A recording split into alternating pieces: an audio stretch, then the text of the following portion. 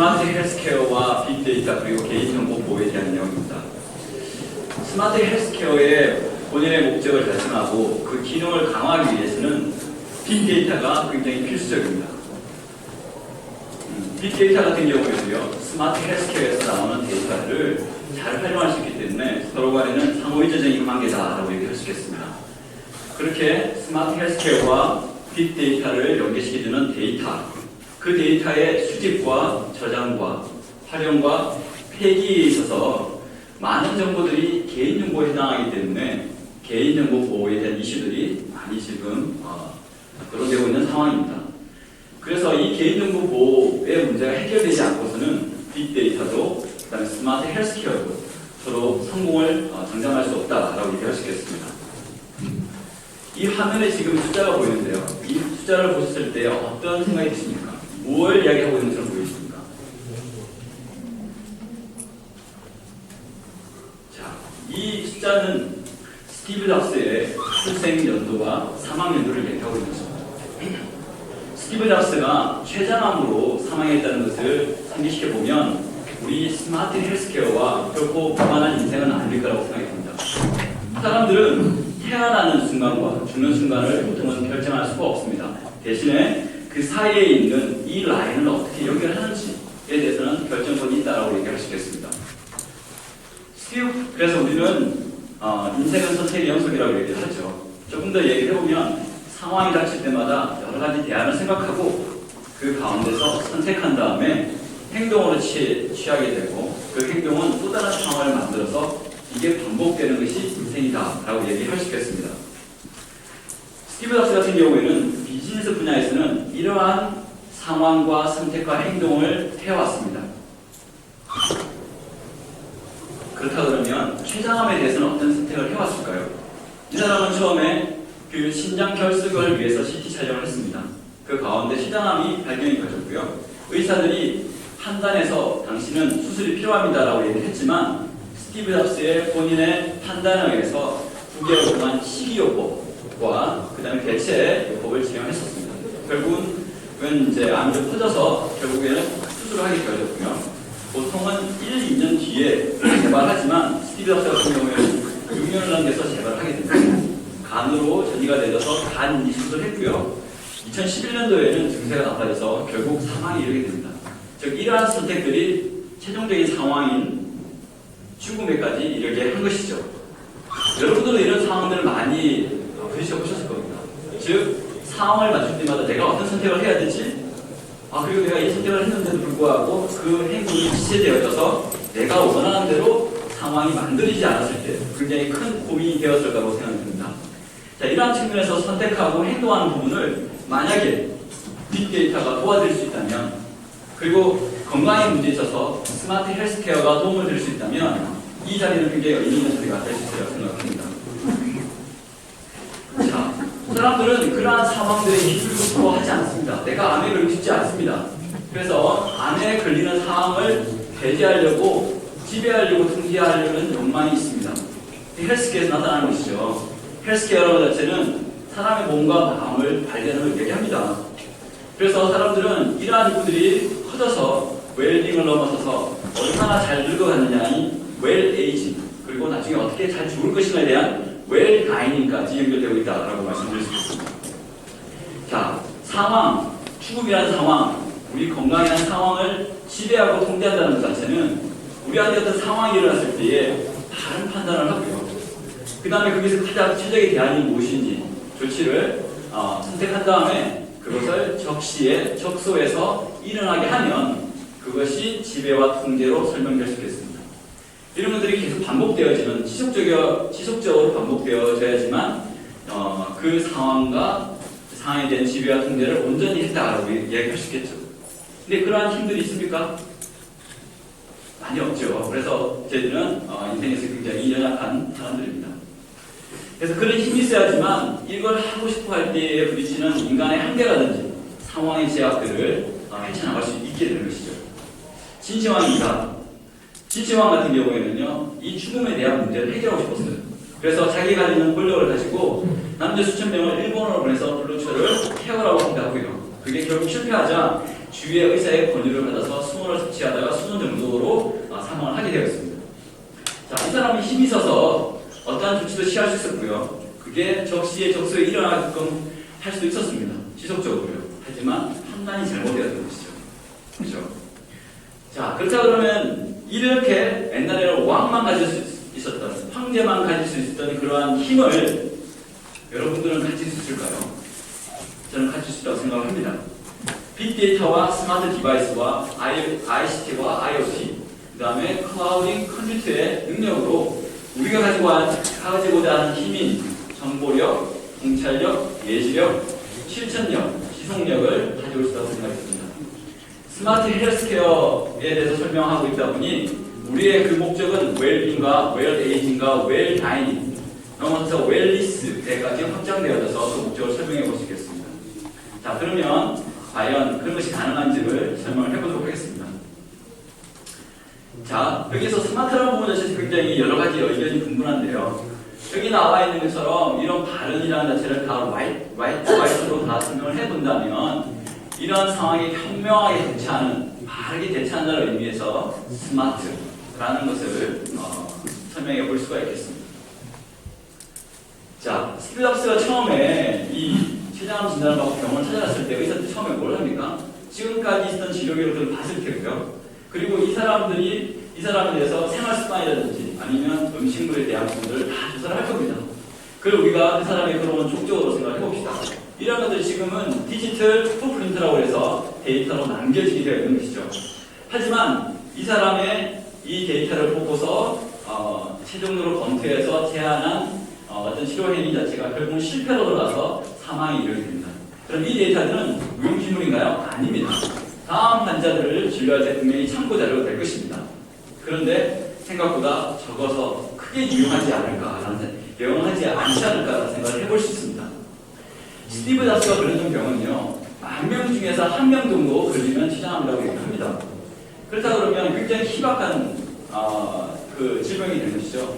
예를 들어서 한 병원에서 연간 1,000명 정도의 췌장암 환자를 우리가 치료한다고 했을 때에 이 사람의 희귀한 그 췌장암에 대한 데이터를 10건 정도 데이터셋을 가지기 위해서는 100년이 필요합니다.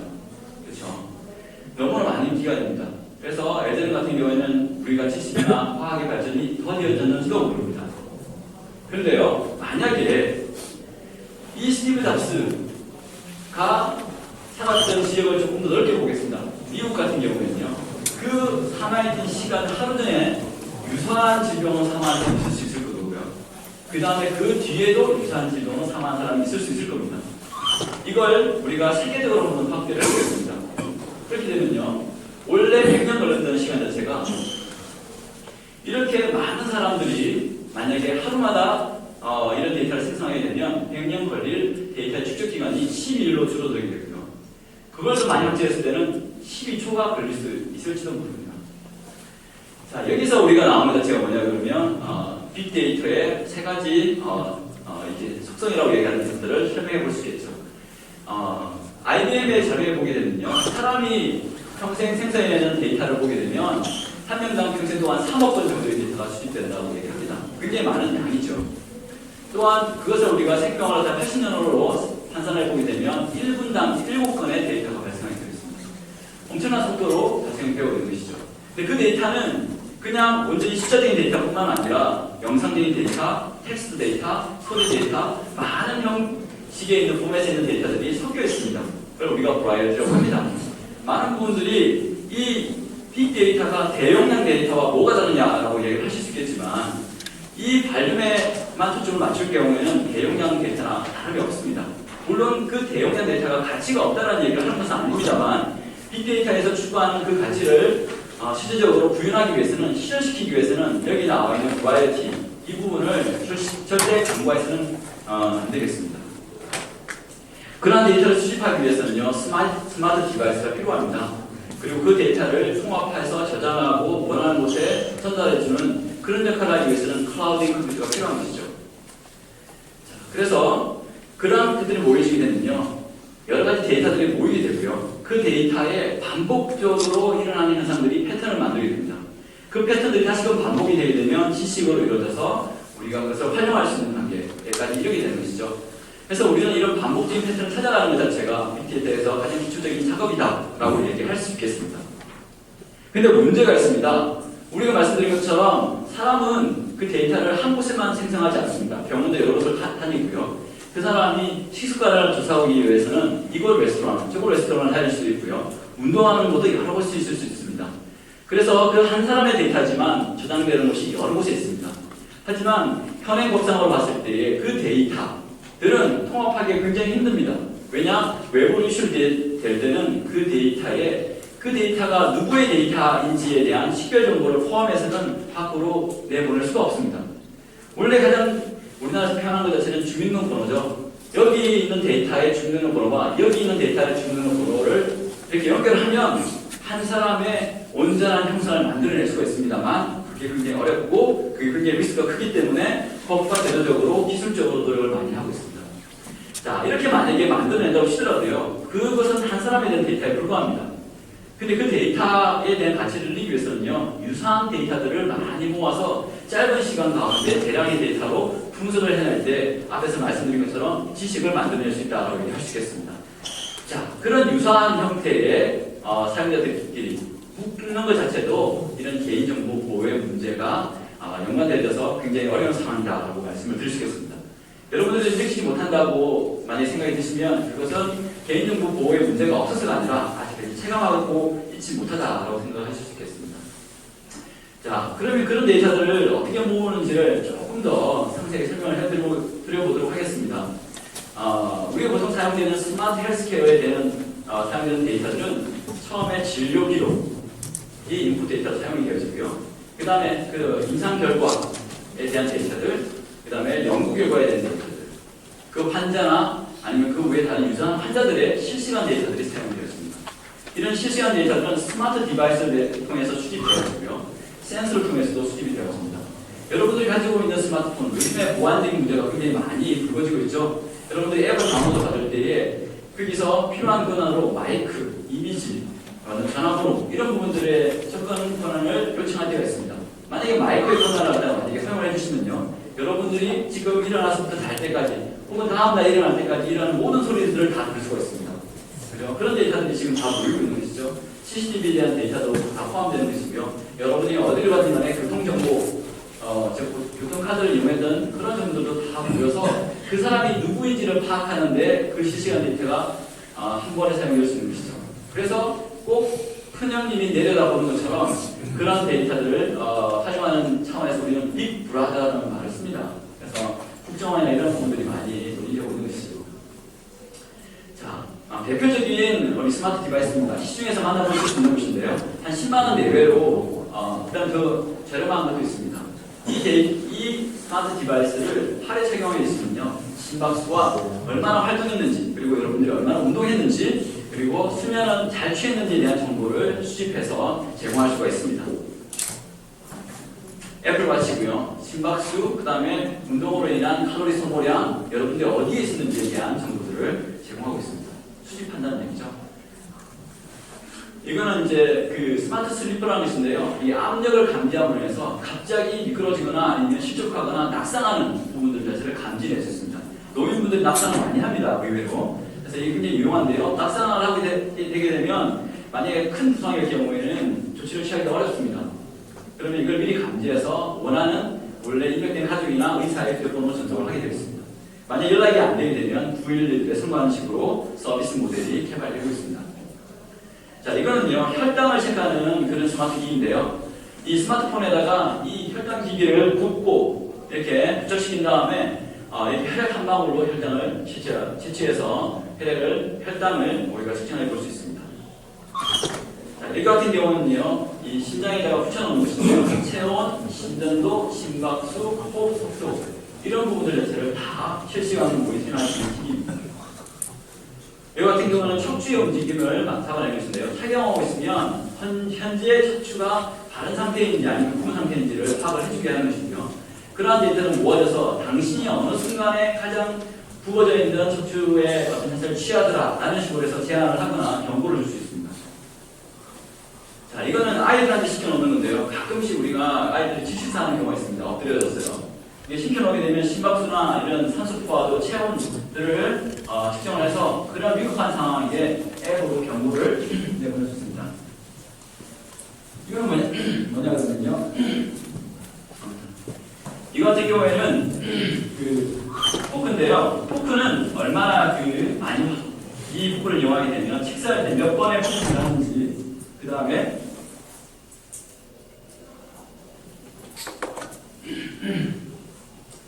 음식의 투입 속도는 얼마인지를 측정해 냅니다. 그러면 얼마나 섭취했는지, 그리고 이 사람이 얼마나 빠르게 섭취하는지에 대한 정보들을 제공할 수 있죠.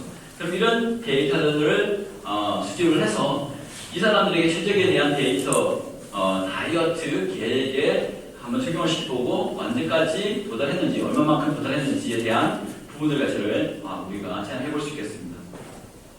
이처럼 많은 스마트 디바이스를 통해서 정보들이 수집이 되어지는데요. 스마트 헬스케어를 구현하기 위해서 필요한 기술들을 이렇게 별거 해봤습니다. 자, 일단은 데이터를 수집하기 위한 이러한 센서들이나 칩들이 있죠. 센서나 칩 같은 경우는 예전에는 이렇게 센서나 칩이나 기기는 들고 다니는 것에서 시작을 했습니다. 지금은 이렇게 어태치한다고 해서 부착하는 것, 지금은 먹어서 다시금 그런 정보들을 수집하는 데까지 이르고 있습니다. 그런 곳에 관련되어 있는 바이오 전자 기술이 있고요. 그 다음에 생체 정보를 잘 수집해서 활용할 수 있는 인터페이스, 그리고 말씀드린 것처럼 정보를 보호할 수 있는 기술들, 그리고 그것을 분석할 수 있는 기술, 빠르게 처리할 수 있는 기술들이 필요한 것입니다. 자, 여기 있는 부분들은 바이오 정보라고 해서요, 생체 정보를 얘기하는 겁니다.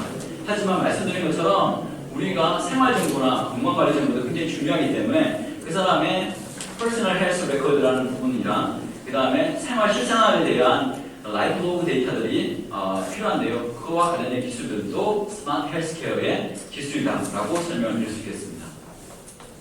자, 여기까지 여러분들한테 스마트 헬스케어를 위해서 여러 가지 정보들이 수집될 수 있다는 이야기를 드렸습니다. 그런 데이터들이 굉장히 유용하게 사용될 텐데요. 그런 특별한 분석 없이 그냥 오늘 당시 얼마만큼의 칼로리를 소모했습니다 라는 것만으로도 굉장히 유용한 정보가 될 수 있겠지만 우리가 추구하는 것은 그 이상인 것이죠. 그렇다 그러면 빅데이터 분석을 우리가 강조할 수는 없습니다. 한번 그에 대해서 설명을 해볼 텐데요.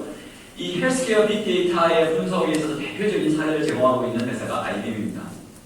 여러분들 IBM의 왓슨이라는 것을 들어봤을 텐데요. 2006년도부터 프로젝트에서 시작한 것인데요. 여러분들이 처음에 접해본 이 왓슨에 대한 이야기는 제오퍼디라는 미국의 퀴즈, TV 퀴즈 프로그램에서 활약하는 부분을 기사로 접하실 수 있었을 것입니다. 이 왓슨이라는 자체는 어떻게 보면 인공지능인 그러한 어떤 시스템인데요. 나와서 역대의 우승자들, 76번이나 우승한 사람들을 제치고도 승선을 했던 그러한 이력이 있습니다. 이러한 부분에 있어서 IBM은 이 제오퍼디에만 왓슨을 적용하지 않고요. 헬스케어에도 왓슨을 적용하기 시작했습니다. 그 부분을 조금 더 상세하게 설명드리도록 하겠습니다. 자, IBM의 데이터를 보더라도요. 데이터를 생산해낼 수 있는 기관과 사람은 굉장히 많다고 얘기하고 있습니다. 그런 디바이스들도 급격하게 증가하고 있다고 설명을 하고 있으며 또 많은 부분에서 계속 데이터의 수집이 일어나고 있다. 즉, 초당 한 1000건 정도의 데이터의 입력들이 이루어지고 있다고 얘기하고 있습니다. IBM이 이런 헬스케어 데이터를 분석할 때 사용하는 대부분의 데이터들은 여기 나오는 것처럼 비정형 데이터입니다. 그런 비정형 데이터는 텍스트 데이터이거나 아니면 이미지 데이터 이런 것들이 되겠죠. 그래서 왓슨을 통해서 하고자 하는 것이 뭐냐 그러면 크게는 기존에 있는 모든 기존 지식을 다 섭렵하겠다. 그리고 실시간으로 현실에서 계속 쌓여지고 있는 데이터들까지도 활용하겠다라는 것이 이런 왓슨에 있어서의 기본적인 프레임워크라고 볼 수 있겠습니다. 그래서 원래 여기만 머물지 않고 또는 여기에서도 사람들 같은 경우에는 우리가 명의라고 일컬이는 많은 분들이 계신데요. 그분들도 여기 있는 모든 정보를 섭렵할 수는 없습니다. 그리고 실시간으로 일어나는 전 세계에 있는 정보들 자체를 또 그 자체를 수집해서 분석할 역량도 되지 않습니다. 만약에 가정을 해보면요. 어떤 사람이 오늘 죽게 되었는데 그 사람이 죽기 전에 우리가 시도해 볼 수 있는 검증되어진 그런 치료법 자체가 바로 1시간 전에 나올 수만 있다면 그래서 그 사람 살릴 수 있다면 얼마나 가치겠냐라고 생각해 볼 텐데 그러한 빠른 역량으로 분석하고 빠른 역량으로 그 사실을 확정 지을 수 있는 시스템으로 보시면 되겠습니다.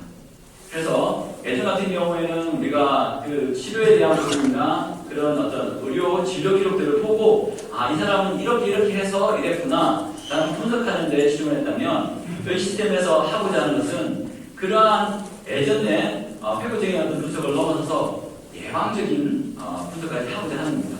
예를 들면 왓슨에서 주장하기로는 미숙아가 태어나기 24시간 전에 미숙아가 태어날지를 진단하고 예측할 수 있다고 자기들은 얘기하고 있습니다.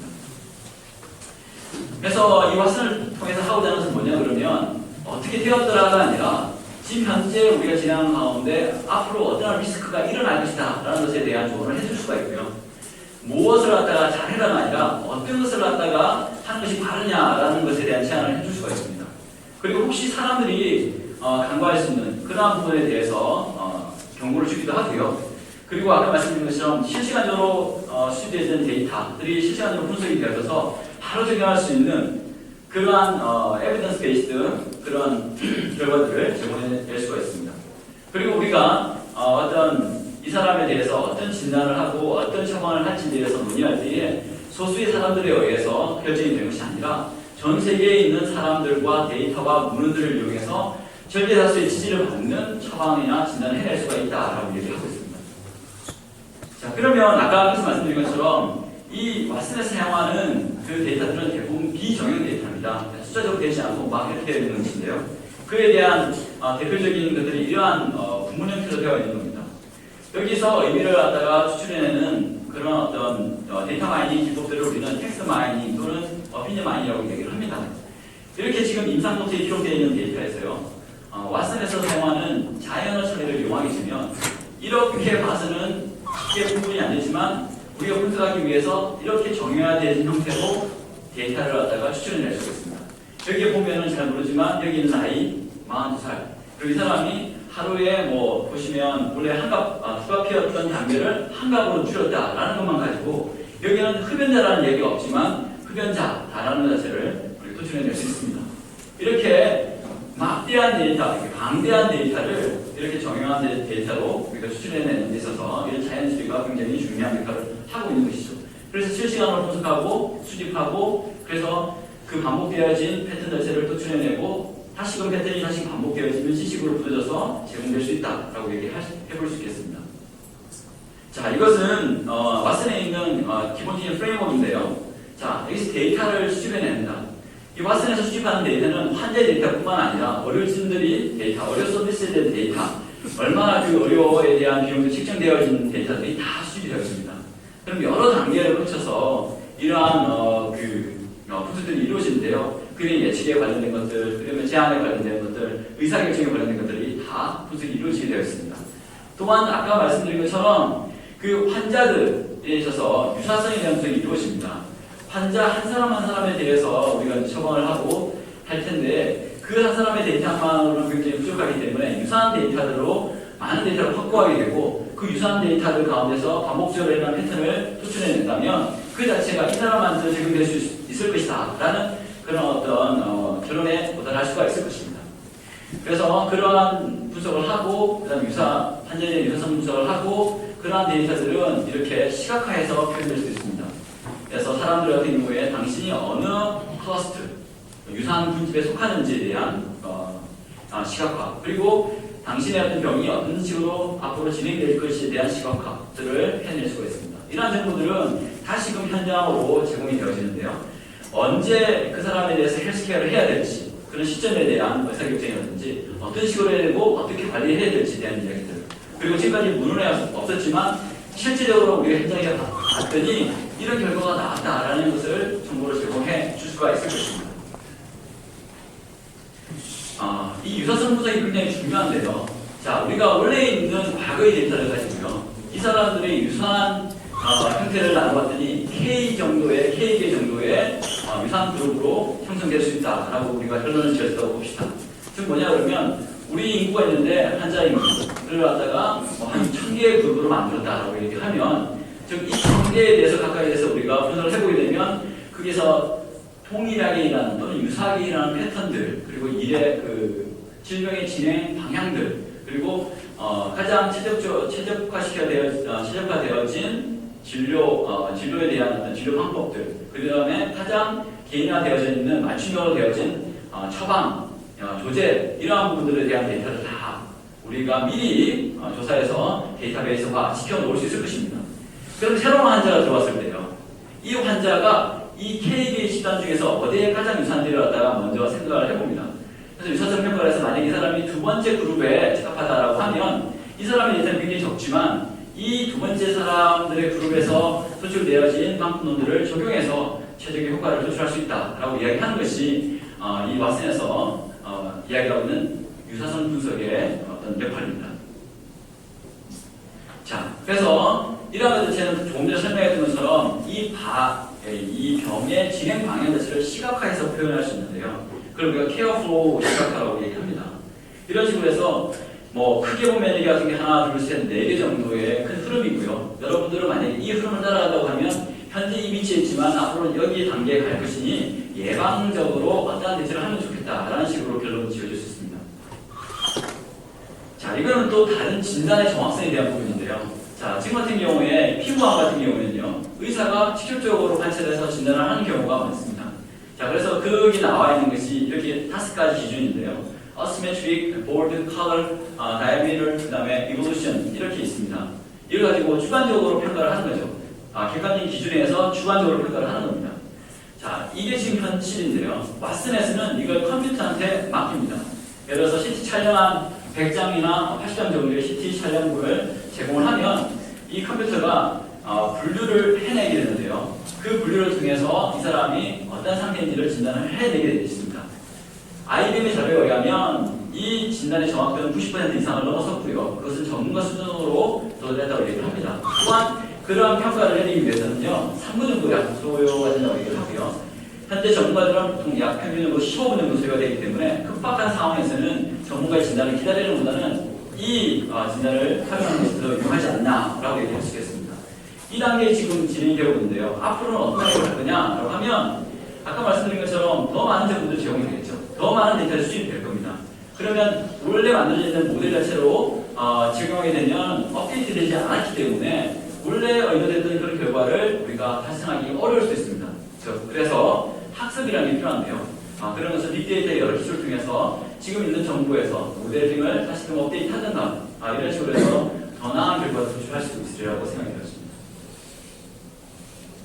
자, 그래서 지금 말씀드린 것처럼 빅데이터의 분석을 통해서 스마트 디바이스를 통해서 여러 가지 수집이 되어지고 그런 것들이 ICT나 IoT를 통해서 여러 곳으로 전달되어지며 그리고 사람들이 필요할 때마다 경고를 주고 그 다음에 계속 촉진을 시켜서 그 행동을 그 행동을 독려할 수 있습니다.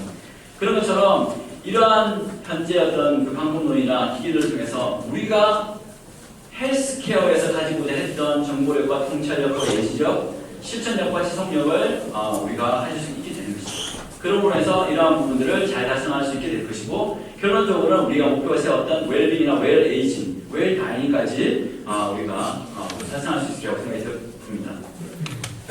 자, 스마트 헬스케어 그렇게 좋은데 필요한가? 필요합니다. 왜 그럴까요? 점차 사람들이 고령화 추세를 보이고 있습니다. 모든 통계치가 그걸 지금 이렇게 보여주고 있는 것이고요.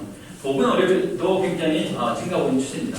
오래 사는 것, 그렇죠? 이런 부분 자체가 점차 부담이 되어져 가고 있습니다.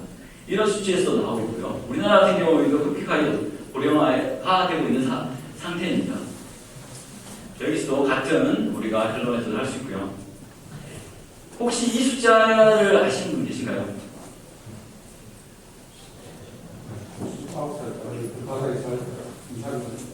맞습니다. 그래서 99살까지 팔팔하게 살다가 2, 3일 동안 앓다가 죽는 것이 우리가 원하는 것이다라는 얘기입니다.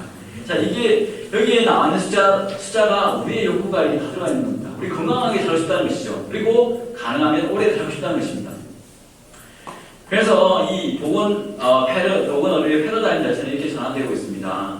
원래는 치료 중심이었는데요. 지금은 이렇게 예방과 관리하는 중심으로 그 패러다임이 전환이 되고 있습니다. 그런 것은 여기 나와 있는 통계치를 통해서 확인할 수가 있고요.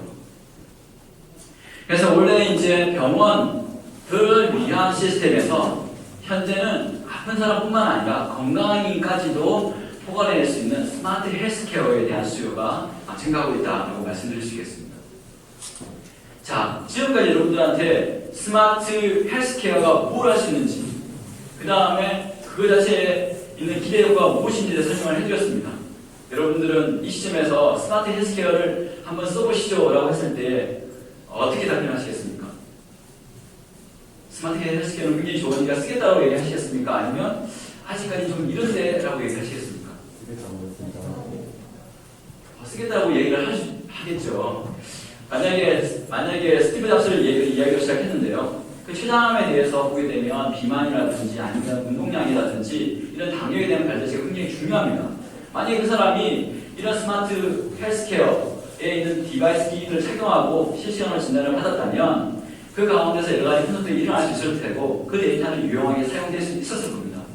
또한 그 스티브 잡스가 아마 그때 그 의뢰했던 의료진들이 굉장히 우수한 의료진들이겠죠. 근데 만약에 왓슨의 도움을 받다가 받았다면 더 좋은 결론에 도달했을 수도 있지 않겠나라고 생각을 해봅니다. 하지만 그런 데이터들이 굉장히 가치가 있어서 이렇게 빅데이터를 통해서 많이 활용되고 있긴 하지만 중요한 것은요. 그 데이터들이 다 개인정보와 관련되어 있다는 것입니다. 개인정보와 관련되어 있다는 것입니다.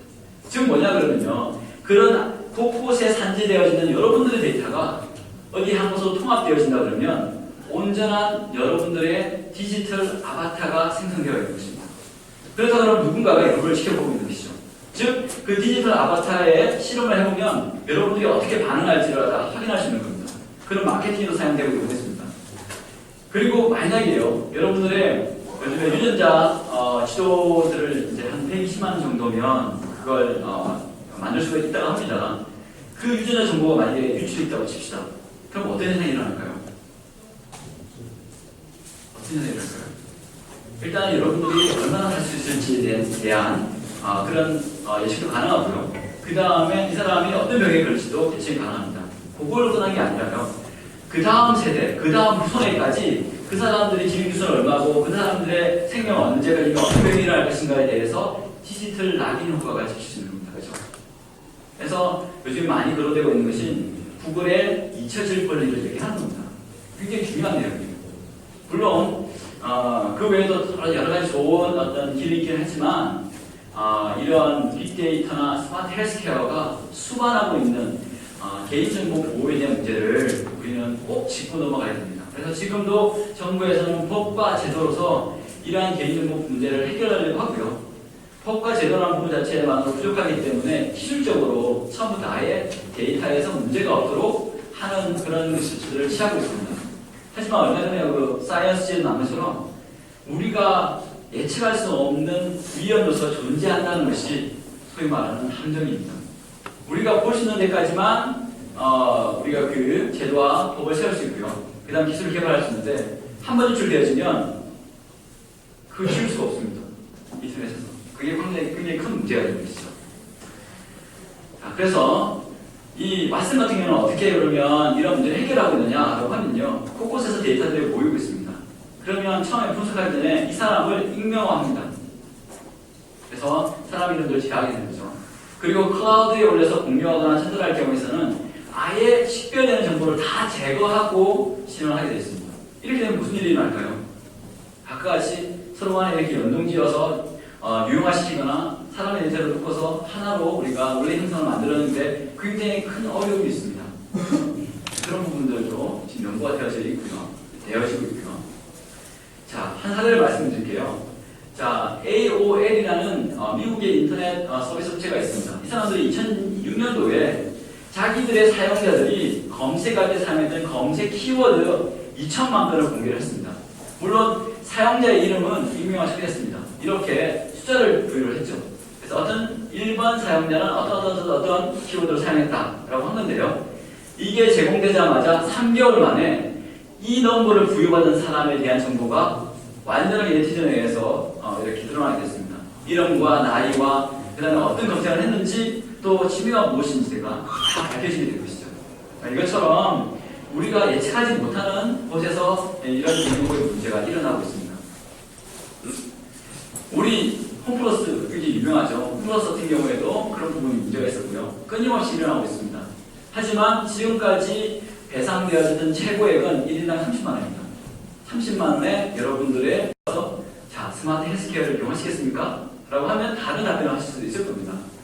물론 그러한 위험성이 없는 데이터들이 충분히 존재하기 때문에요. 스마트 헬스케어에 대해서 굉장히 부정적이라는 말씀을 드리고 싶은 게 아니라 이거는 꼭 우리가 짚고 넘어가야 되는 문제다라는 얘기를 해보고 싶은 겁니다. 자, 그러면 보통 어떻게 처리를 하냐 그러면요. 데이터는 유용한데 필요한 데이터만 있으면 되니까 꼭 그 데이터를 갖다 전부 다 필요하지 않다라고 생각해서 이렇게 가명 처리를 합니다. 홍길동이라는 부분에서 임꺽정으로 바꿔서 하고요. 그 다음에 35세를 이러한 식으로 얘기할 수 있습니다. 또한 만약에 어떤 한 학교의 물리학과 학생들의 키에 대한 데이터를 수집했을 때요. 우리가 필요한 것은 개개인의 데이터가 아니라 그 물리학과 학생들의 전체적인 데이터만 필요하다고 하면 총계 처리를 해서 즉 합은 얼마고 평균은 얼마다라고 해서 그 집단에 있는 대략적인 데이터를 뽑아낼 수가 있습니다. 또는 범주화하는 것이죠. 나이가 35세이냐가 중요한 것이 아니라 30대이냐 40대이냐가 중요하다. 또는 이 사람의 성별 자체가 이름이 중요한 것이 아니라 성씨 자체가 중요하다라고 하면 이렇게 범주화시켜서 여기에 포함되는 사람들이 원래 한 명이었는데 만약에 1000명, 2000명을 해서 이 사람을 감출 수 있게 됩니다. 그리고 불필요한 데이터는 삭제를 하는 거죠. 굳이 이 이름이 필요 없다고 하면 그 데이터를 전달하지 않고요. 삭제하고 전달하면 되는 겁니다. 그 다음에 데이터 마스킹이라고 해서 보시는 바와 같이 이렇게 별표를 쳐서 데이터를 제공하는 방식이 있습니다. 이런 것들이 지금 정부에서 제공하고 있는 개인 식별 요소에 대한 방법들입니다. 그 외에 이제 또 사용되는 것이 뭐냐 그러면 암호화입니다. 암호화. 그렇죠? 암호화죠. 그래서 이 암호화는 간단하게 설명드리면 데이터가 필요한 곳에서 필요하지 않는 곳에는 암호화 처리되어 있다가 필요한 곳에서 복호화되어진다라고 보시면 되겠습니다. 그래서 이거는 이제 서비스 어떤 스트럭처인데요. 회사가 있고요. 회사에도 이 클라이언트가 데이터를 제공하기가 그렇고 이 회사 같은 경우에도 제3자한테 자기들의 알고리즘을 제공하기가 그런 상황입니다. 그래서 제3자한테 이 회사가 분석하는 알고리즘이 담겨있는 즉 경쟁력이죠. 그런 기밀 자체가 암호화에서 제공되어지고요. 이 클라이언트 데이터도 암호화에서 제공되어집니다. 여기서 복화가 일어나서 결과가 도출되어지고 그 결과 자체도 완전하게 그대로 주는 것이 아니라 반 정도 암호화되어져서 다시 클라이언트로 넘어간 다음에 이 스마트폰 내에서 다시금 전체적으로 복화되어지고 복화되어진 것이 스마트폰에 디스플레이 되는 형태로 서비스가 이루어지고 있습니다. 이런 것처럼 각각의 어떤 그 권력 자체를, 권한 자체를 분산시켜서 그러한 유출되는 리스크를 막는 이런 시스템적인 구조에 의한 또 암호화 기술에 의한 개인정보 보호 방법도 있다는 것을 설명드리고 싶습니다. 또 하나는요, 우리가 이제 스마트 헬스케어를 하게 되면 그 사람이 적소에 있을 때에 서비스가 이루어져야 되는데요. 그 중에서 가장 중요한 데이터가 뭐냐면 위치 정보입니다. 그래서 어떤 사람이 어디 있는지를 가지고 평가할 수 있죠. 이 사람이 오늘 저녁 때 어디 지역에 있느냐, 뭐 어디에서 유흥지역에 있으면 거기서 술을 마셨을 테고, 어디 관광지에 있으면 관광을 했을 테고, 여러 가지 그러한 어떤 예측이 가능합니다. 여기 같은 경우는요, 뭐 간단히 설명드리면 방이 있습니다. 방이 이렇게 꼭 방이 아니어도 상관없습니다. 여러 가지 장소가 있을 수 있는데 한 장소에 한 명이 있다면 그 한 명에 대한 신원이 밝혀지는 상황이라고 얘기해봅시다. 여기 같은 경우에는요, 만약에 사무실인데 여기는 앨리스의 사무실이고요. 한 명이 있다면 그 사람은 앨리스 있을 것이다 라고 얘기할 수 있는 것이죠. 각각의 룸에 복도에 센서가 다 있습니다. 수집을 하게 되면 상황이 이렇게 전개가 될 때 앨리스는 나와서 복도를 통해서 그 다음에 7번 방으로 갔다 라고 얘기하시겠습니다. 이러한 것들이 가능하게 되죠. 센서가 있으면 다 가능합니다. 그래서 CCTV 같은 경우에도 이제 우리 범죄자를 우리가 추적하고 이렇게 할 수 있는 것이죠.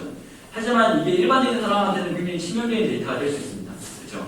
하지만 우리는 또한 이 사람들한테 맞춤형 데이터를 제공해야 되기 때문에, 맞춤형 서비스를 제공해야 되기 때문에 이런 데이터가 또 절실한 것이죠. 그래서 어떻게 하냐 그러면 사람들이 식별되지 않은 정도의 범위를 결정하고 그 범위에 있는 데이터를 총계로 해서 제공하는 그러한 어떤 시스템이 있다고 얘기할 수 있겠습니다. 이게 K-어너머티라는 것인데요. 이건 뭐냐 그러면 그 익명화의 수준을 이야기하는 것입니다. 만약에 K를 7로 주게 되면 그 사람이 포함해서 6명이 포함되어 있을 때에 다른 6명과 구분이 되지 않으면 그 상황의 익명화의 수준을 우리는 K를 7이라고 나누지라고 이렇게 하는 것입니다. 이것처럼 여러 가지 개인 정보에 대한 부분에 있어서 앞에 비식별화 부분, 그 다음에 암호화 부분, 이렇게 총리처리한 부분이 있긴 한데요. 식별화가 되어지면, 비식별화가 되어지면 사실 제게 식별화 되지 않는 보장이 없습니다. 그리고 암호화 되어지면 복화되지 않는 보장이 없습니다. 그래서 이 부분에서 굉장히 많은 연구가 이루어지고 있다는 말씀을 드린 것이고요. 이것은 다시 설명을 드리면 이 스마트 헬스케어에서 굉장히 부정적인 측면을 부각시키기보다는 우리가 이것을 풀고 가야 된다는 것을 강조하기 위해서 이러한 설명을 드렸습니다. 다시금 생각해보면 우리 주변에는 스티브 잡스뿐만 아니라 그보다 더 가치 있는 사람들이 있을 겁니다. 그게 여러분 본인일 수도 있는 것이고요. 또 그리고 주변에 가족일 수도 있습니다. 그런 사람들을 스티브 잡스처럼 일에 치중하고 있다가 자기의 건강을 거치는 경우가 있는데요. 24시간 동안 항상 실시간으로 모니터링하고 가장 실적에 대한 제안을 해낼 수 있는 스마트 헬스케어가 있다면 그런 사람들과 함께 할 수 있는 시간을 좀 더 늘려갈 수 있지 않을까라는 생각을 해보게 됩니다. 자, 발표는 여기까지 하겠습니다. 감사합니다.